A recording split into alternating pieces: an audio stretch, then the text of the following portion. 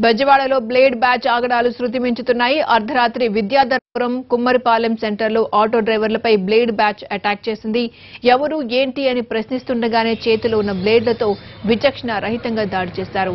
దాడిలో బాధితుల తల, ముక్కు భాగంలో గాయాలయ్యాయి.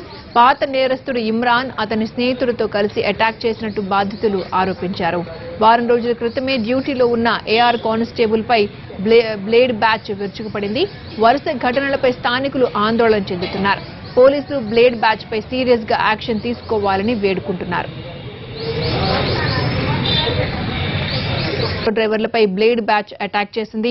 ఎవరు ఏంటి అని ప్రశ్నిస్తుండగానే చేతిలో ఉన్న బ్లేడ్లతో విచక్షణ రహితంగా దాడి చేశారు. దాడిలో బాధితుల తల, ముక్కు భాగంలో గాయాలయ్యాయి.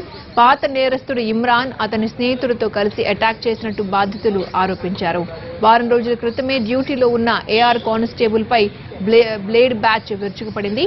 వరుస ఘటనలపై స్థానికులు ఆందోళన చెందుతున్నారు. పోలీసులు బ్లేడ్ బ్యాచ్ పై సీరియస్ గా యాక్షన్ తీసుకోవాలని వేడుకుంటున్నారు.